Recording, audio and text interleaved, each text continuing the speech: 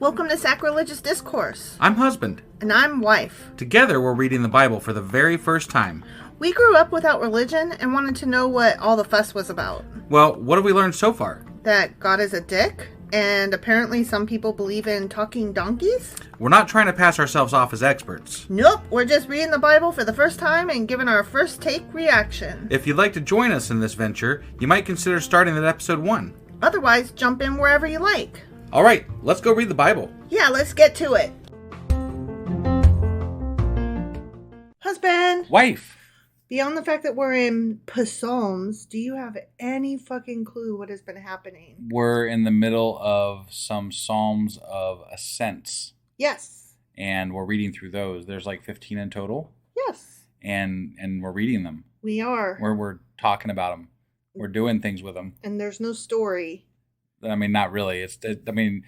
You could call them Psalms of shitbaggery, and it would be the same. Shitbaggery. Speaking of shitbaggery. Yes. So I am getting ready for our live event that we're having on Thursday. Yes. And I'm trying to get this equipment all to work, and it didn't. I needed help, so I went and got help, and then that also broke things. Yeah. So it's partly why this is coming out late today. Yes. Because literally everything broke. Yeah. Like everything went wrong. My computer shit out on me. I mean, it was bad. It was really fucking bad. None of it would work together. So we found a workaround. The live event will go on and will be hopefully good. Hopefully it will be good. with speakers and everything. Mm-hmm. But I've got some work to do on how to make this all work better the next time. Yes. So anyway.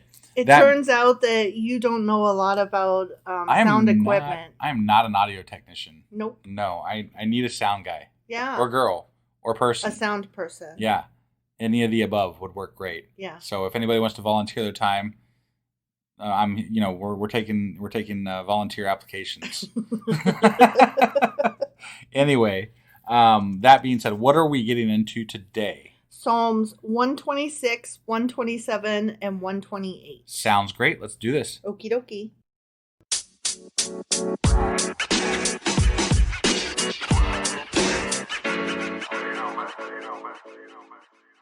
Okay, Psalm 126. 126. We're really zooming through these, huh? We're zooming. We have read 125 Psalms. Jesus.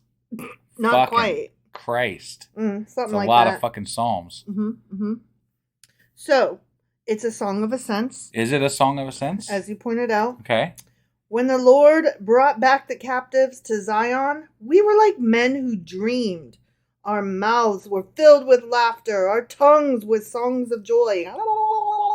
Then it was said among the nations, the Lord has done great things for them. He did let them get captured in the first place. Right. I'm just saying, right. No, it's true. Anybody's happy when you get uncaptured, right? Mm-hmm.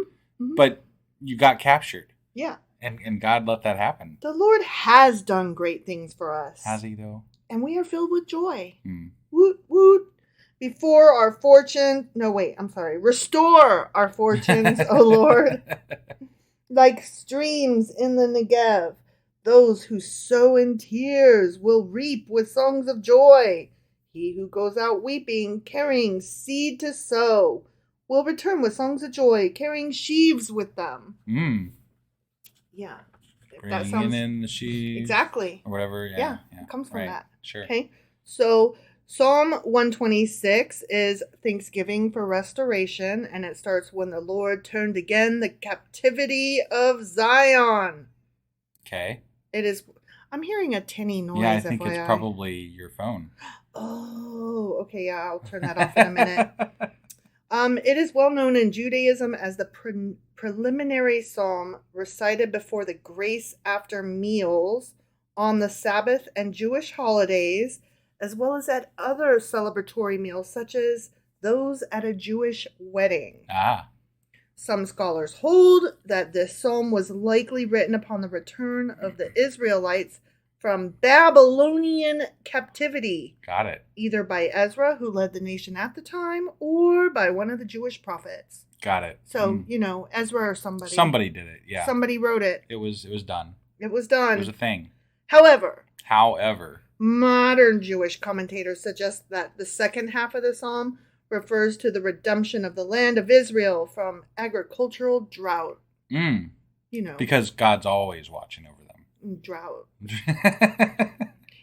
In keeping with its theme of redemption, Psalm 126 was proposed by religious Zionists to be the national anthem of the state of Israel. Oh. Proposed, but not adopted.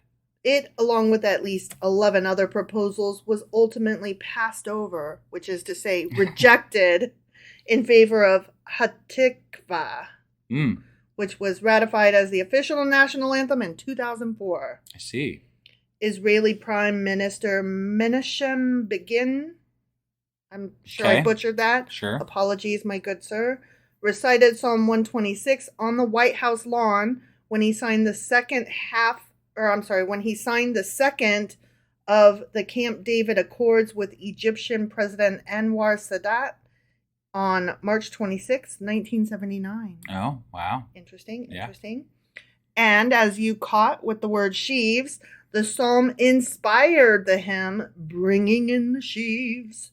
The lyrics were written in 1874 by Noel Shaw, now usually set to a tune by George Minor, and it was written in 1880. Okay. And I included a link, which I will send you for the show notes, to a really cool group of guys that are singing it, and they sing a lot of hymns.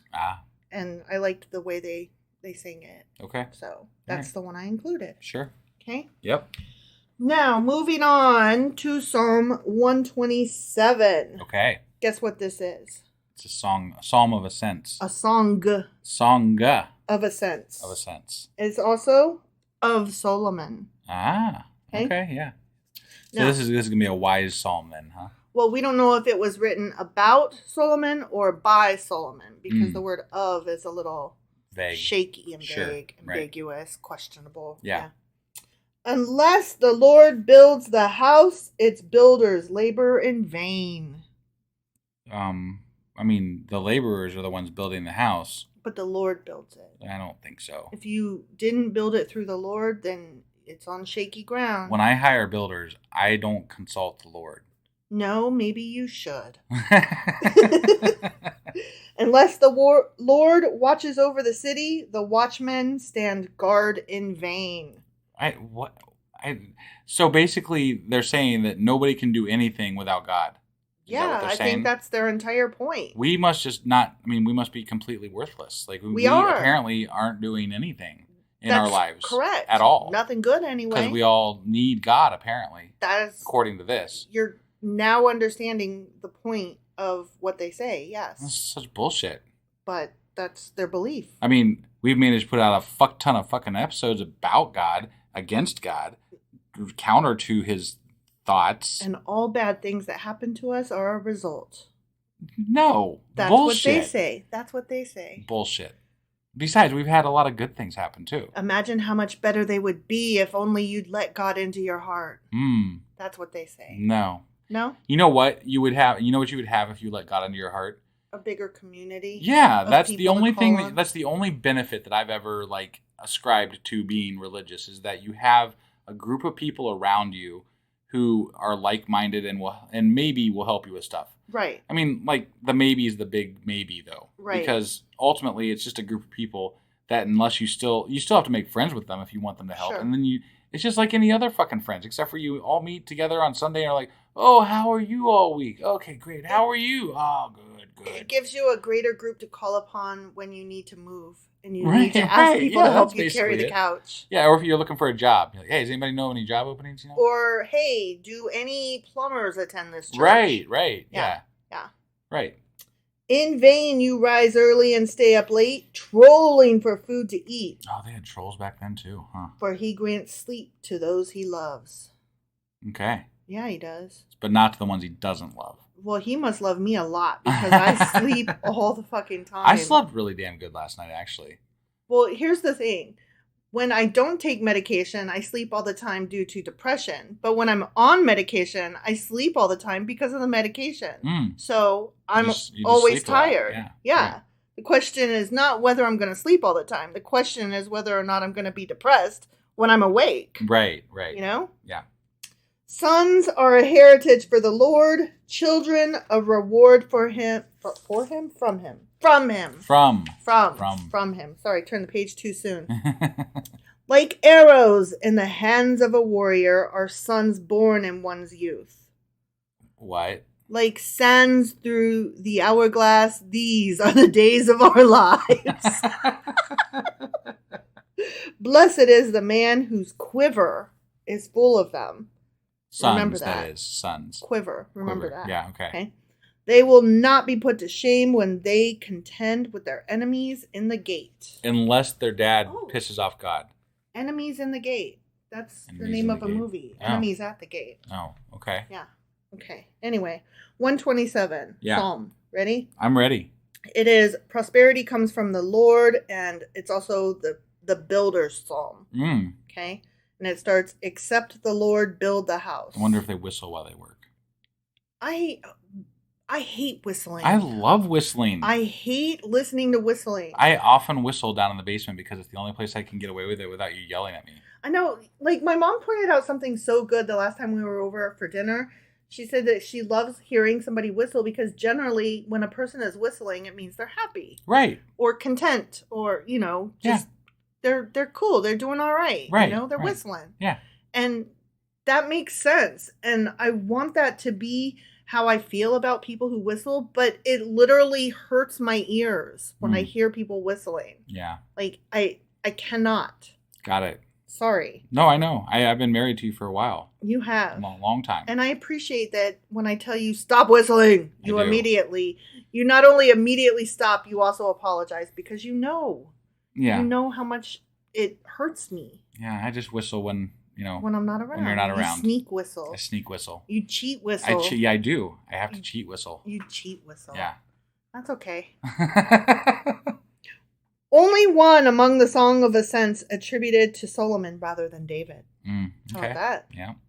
This psalm is recited as a prayer for protection of a newborn infant.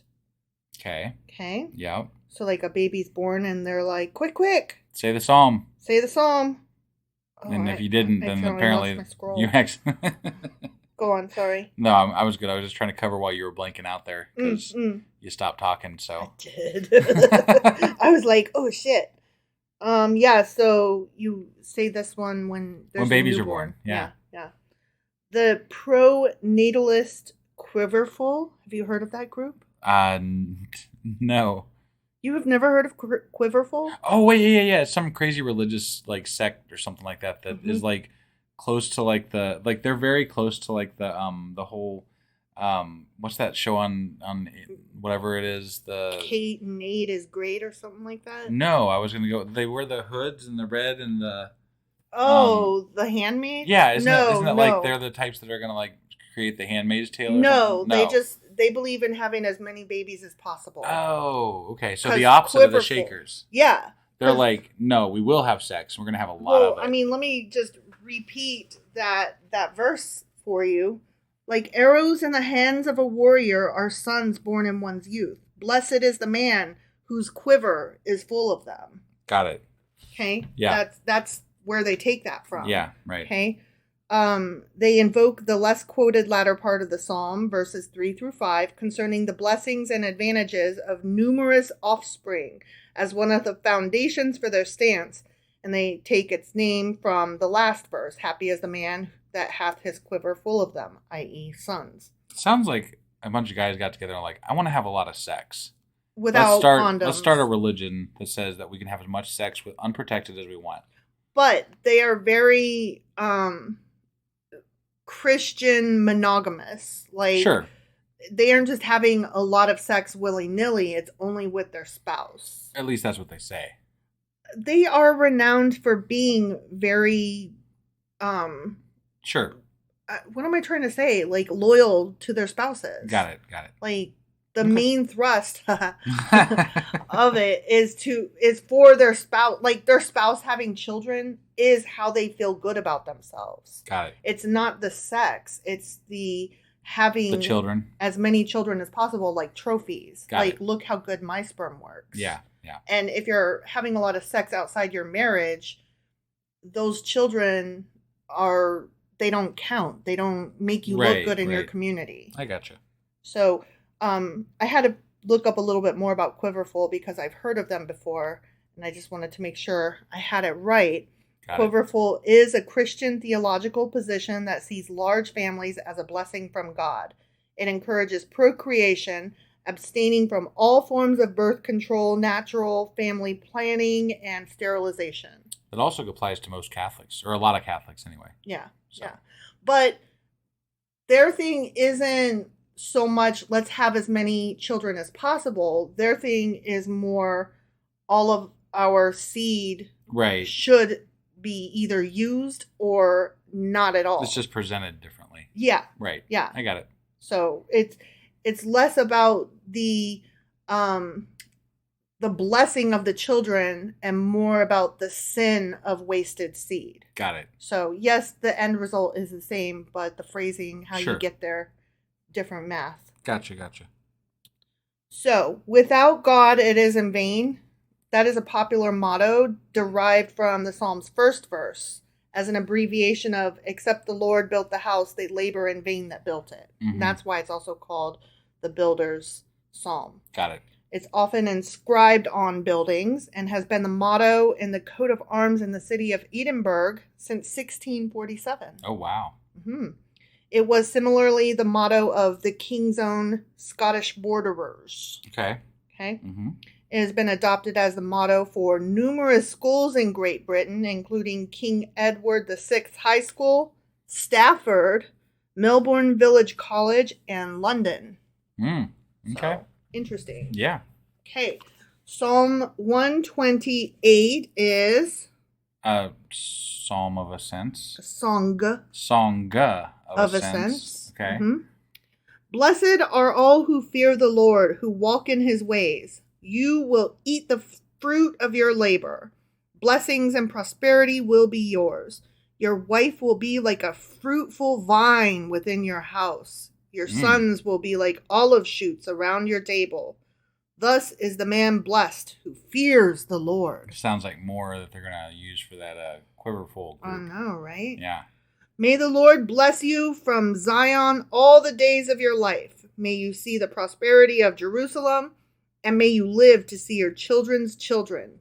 Peace be upon Israel. There's a lot about prosperity in the last couple of Psalms. Well, I mean, yeah. And not that I'm against people being prosperous, but like part of Christianity and even Judaism is like supporting the poor. And it just like there's a lot about the blessed is the poor, like more so than the rich and stuff like that. But they also then talk a lot about prosperity. There's just these like mixed signals. Yeah. Well, that's to me why these Psalms feel more Christian than Jewish. Honestly. Okay. Because Christianity focuses more on if you love God and do everything God, you'll get rich. But not so much. Jesus is a lot. He focuses a lot on the poor as well. I wasn't talking about Jesus. Okay. I was talking about Christians. Got it. Christians are very, I earned this. Right. You know? Yeah. Like that's many of them, many of the groups. The ones that we hear about. Yeah. The fucking evangelicals. Right. The Baptists. The richest branches of them. Yeah. You know? Yeah. The Jewish faith seems more Jesus-y, which makes sense because Jesus was a Jew. You mean as far as the accepting of the poor and things like that? Right. Got it. It just makes sense to me that Jesus is more Jewish and he Christianity was a Jew. is more... That's what I said. I literally said that. Right. Yeah. Okay. So Psalm 128 is the blessedness of him who fears the Lord. And it starts, blessed is everyone that feareth the Lord. Because fear and love apparently are synonymous. Apparently. This one was written anonymously and likely dates to the post-exilic period, which is about 539 BCE and sometime thereafter. Okay. Okay? Mm-hmm. And it is used on the Feast of the Holy Family. And I was like, what the fuck is the Holy Family? What is the Feast of the Holy Family? And then as soon as I looked it up, I was like, oh yeah, that tracks. Okay. That makes sense. Yeah. The Feast of the Holy Family is a celebration in the Catholic Church, as well as in many Lutheran and Anglican churches, in honor of Jesus of Nazareth, his mother, the Blessed Virgin Mary, and his foster father, Saint Joseph, as a family. So that's the Holy Family. Jesus as a child and his mom Mary and his right, but Psalms were all written pre-Christian times, weren't they, for the most part? Yes, but... I mean, like, in Judaism, there's not, like, a Holy Family. No, and they're not saying that. What they're saying is that when Christianity came around, they were like, this psalm is one that we are now going to adopt into celebrating the Holy Family. Got it. So, yes, the psalm came first. Christ and his family came later. Got it. And then the church was like, that old psalm from way back when, pre-Christ, is a good one that we're going to sing at our dinners. Okay. To celebrate the Holy Family. Got it. Okay? Yep. The primary purpose of this feast is to present the Holy Family as a model for Christian families. Okay. So you're supposed to be a virgin. And you're supposed to accept that your wife has a child from a previous relationship and pretended it's from God and not a previous dude. That is the one we all have to aspire to be like, right? And every male so God child can get a seat out there as much as possible. Mm-hmm. And every male child is supposed to pretend that he is the son of God. Can you imagine if everybody that ever cheated and like got pregnant because they were cheating just came home and were like, oh, it's God? Like, I don't even know. I think that puts Mary in a bad light because I'm not saying she was a cheater. She may have, gotten raped or definitely something may have happened to her. I mean, especially given the time. Yeah, for sure. Like, I have no idea what her story was. No, and honestly, I don't even know that the story is real. Right. Like, the story is probably not real, in all honesty.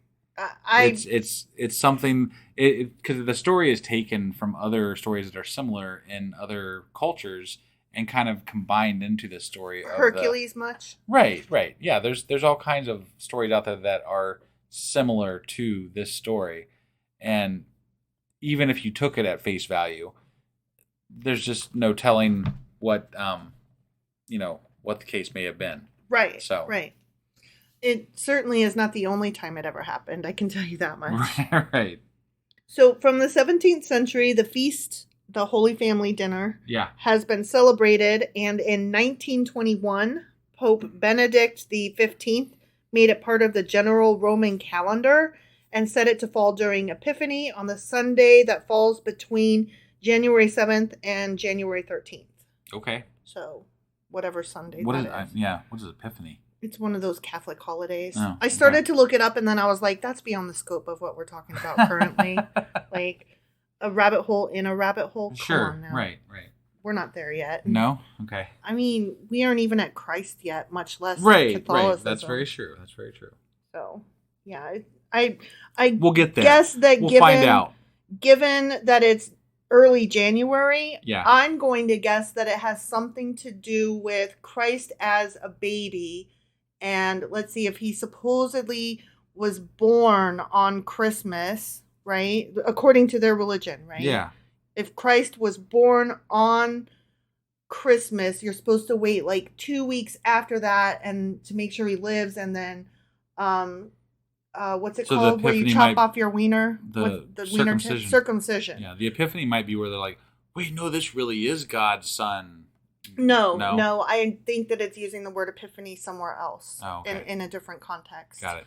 But I'm going to guess epiphany has to do with the circumcision of Jesus. I bet one of our listeners knows. I bet they do. And I bet one of them will reach out to us. And I bet they're going to be impressed that I guessed right. That's what I'm going to guess. I honestly think it has to do with Christ's circumcision. Okay. Sure. Okay. I'm going to look it up, Yeah, I know. Yeah. Okay. All right. Okay. So anyway, that dinner. Oh wait, no, we're back to the psalm. We're done with dinner now. We're back to the psalm, done with dinner. Yeah. It is also the traditional psalm for a nuptial mass. That is a ritual mass within which the sacrament of matrimony is celebrated. Okay. So a Catholic marriage. Yay, it's church, and they got married over there. We're celebrating. Now we're having dinner, and we're going to say this psalm. Okay. It's also been sung at the churching of women. The churching of women. You got to know I looked that shit up. You're going to have to go further with that, yeah. The churching of women, it's less gross than it sounds. Okay. It's also known as Thanksgiving for the birth or adoption of a child. It is the ceremony wherein a blessing is given to mothers after recovery from childbirth. The ceremony includes Thanksgiving for the woman's survival of childbirth. Yay. And is performed even when the child is stillborn or has died unbaptized.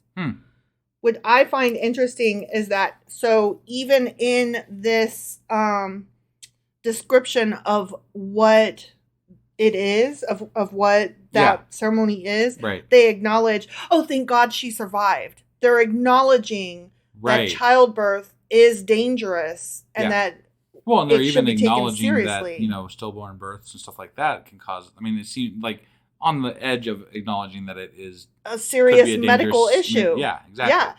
It's like you're so close. You're almost saying, so maybe healthcare for women should be taken more seriously, and maybe we should reconsider these abortion bans because they are putting women at harm. Don't quote me on this, but I think it was Ted Cruz or somebody stupid, whatever, doesn't really matter.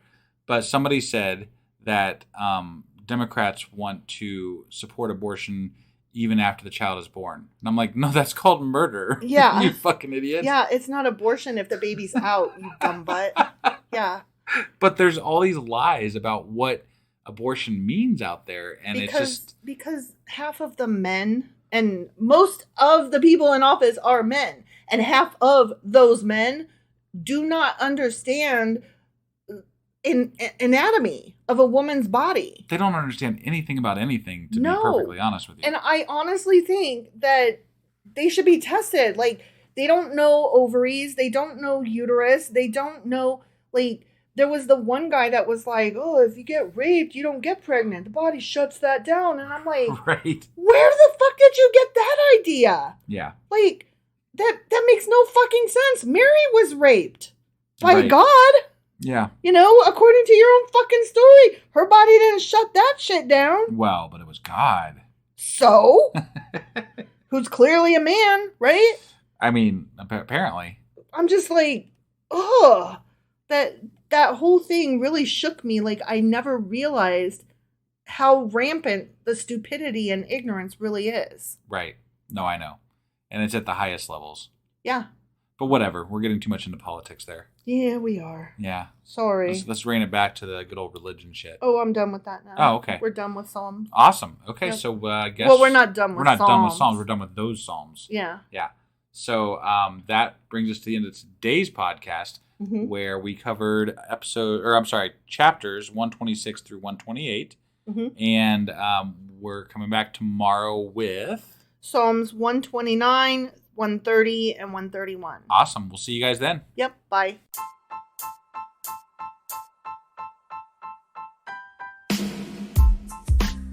Hey, wife. I guess that's the end? But husband, that's just sad. It doesn't have to be. We are on lots of social media platforms like Twitter. Our handle there is sacrilegious_D. For D's nuts. Oh my God. Stop doing that. Anyway, we're also on Facebook, Instagram, and Pinterest. There's a link to all of our social media sites at our website. Ooh, we have a website? Yeah, it's sacrilegiousdiscourse.com, where you can also find a link to our merch shop. We have a merch shop? Yep, we have podcast-themed clothing, mugs, notebooks, and more, as well as an atheist and science-themed products.